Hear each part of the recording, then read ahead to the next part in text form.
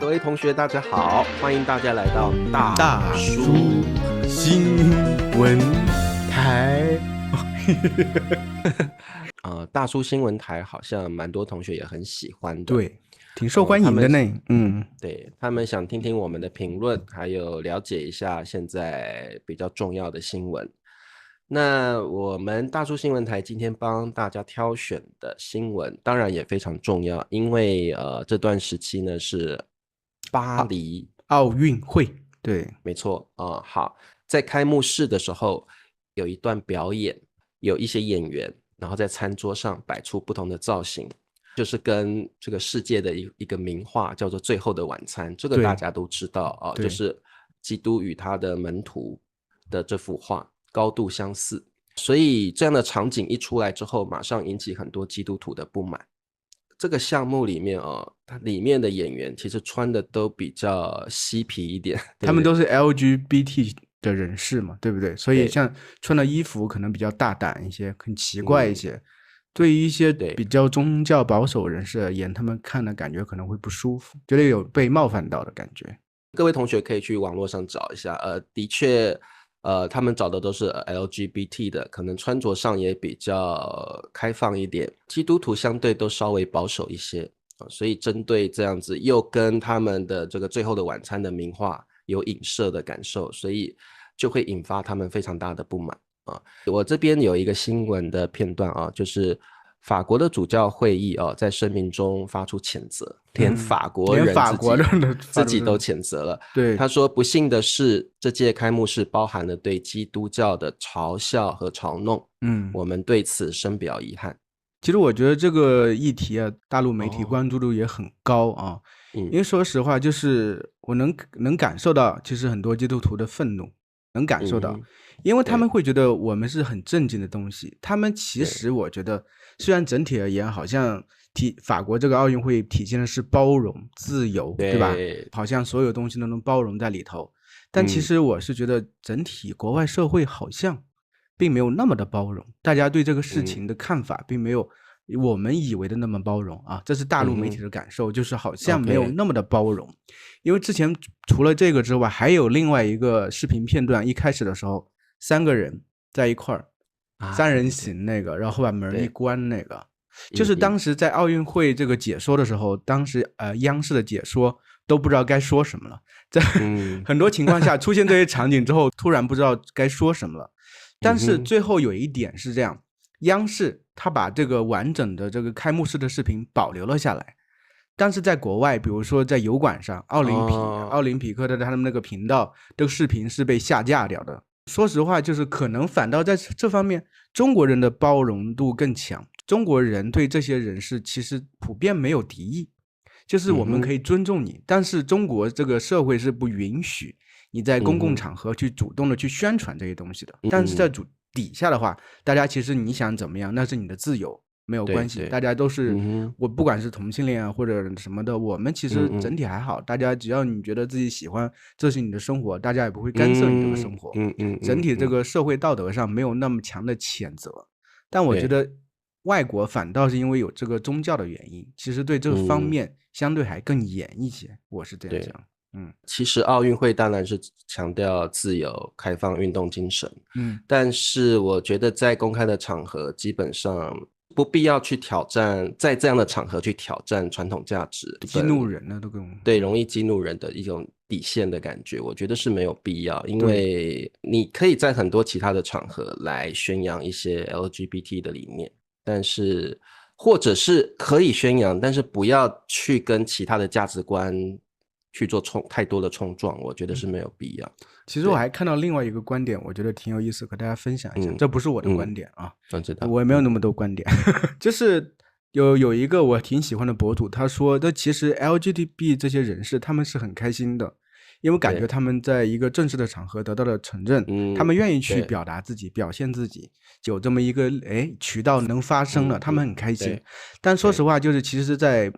巴黎奥运会这个奥委会其实一开始的预算有90几亿欧元，它其实整体而言，整个不管是场馆场馆很多是旧场馆，还有奥运村那个质量也是堪忧，那个床都是纸板做的床，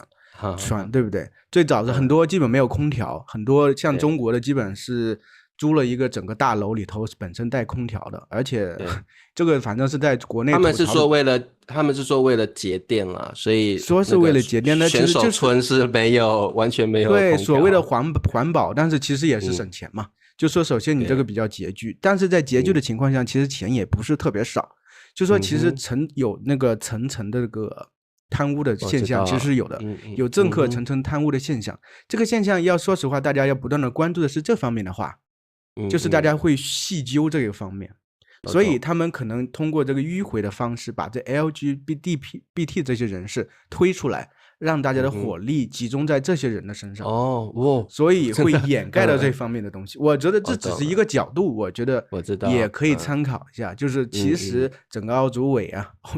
也可能有这方面有些官员比较贪污，其实他是说实话经费也不是说特别特别少，但你做的整个感觉而言，确实是很简陋的。说实话，整体奥运会真的太简陋了，所以未必没有这种状况。所以他可以通过这个展现的把大家的火力集中在这些人的身上，反倒忘掉这些事情。我是觉得也有未必没有可能性。很有意思的观点，对对对，不过我个人是觉得我不反对 LGBT 去表达，这完全没有问题，而且很好。对，只不过如果用其他宗教所忌讳或不爱的方式去表达，那就有一点不太好。对，所以我个人觉得可以啊，LGBT 很好，表达自我，这是很棒的感觉，也符合这个法国民主自由的这种特色嘛。对对。但是如果你是踩着其他宗教的基本教义或者是传统价值上去做这件事情，可能就有点不大适合。那灿叔还有除了这点之外，还有第二个争议，就是比较乌龙一点啦。我个人觉得这一点的确要改进，就是报错国名，在开幕式的时候报错国名，这个真的引起轩然大波。我这边稍微念一下哦，这个奥委会呢，在巴黎奥运会的开幕式上啊，现场播报员啊，在韩国代表团出场时，错误的将韩国国名念成了朝鲜。你哪个国家都可以念错，你这两个对啊，彼此有点敌对的国家，你把它念错，那就真的很尴尬，有点故意的感觉了，我是觉得。然后为此呢，这个国际奥委会的主席还亲自打电话给韩国的总统啊，尹锡悦啊，打电话说对不起，我们报错了你们的名字啊。还不止这一点，其实可能陆陆续续有一些乌龙事件啊，像国旗跟国歌也有搞错的部分。不是那个奥运那个会旗不是也弄反了吗？升旗的时候弄反了，升旗的时候挂反了。对，还有就是南苏丹，非洲国家，南苏丹在对波多黎各的篮球赛上面啊，南苏丹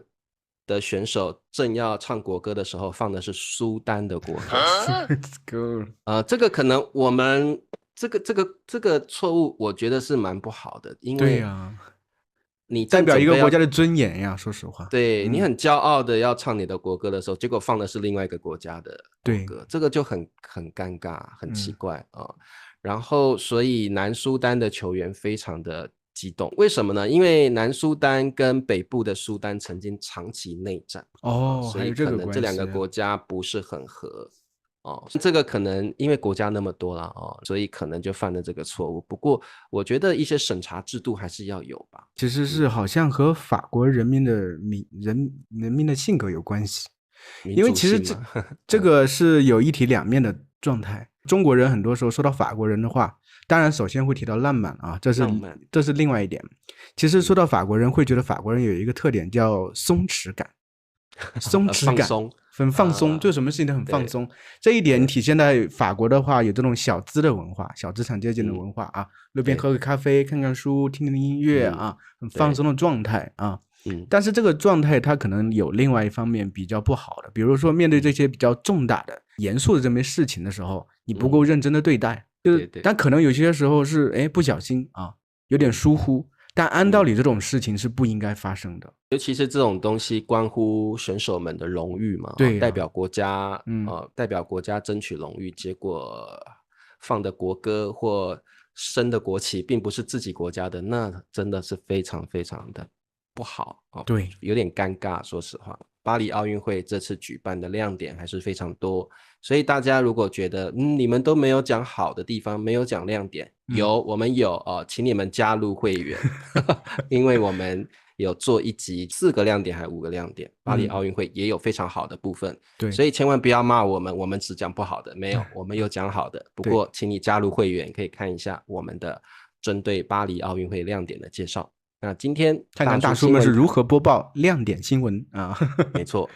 好，那这个希望大家喜欢今天的大叔新闻台。下一次世界上又有什么惊奇的事情发生的时候，大叔新闻台又会再跳出来了。对，好，那跟大家说再见喽，拜拜，拜拜。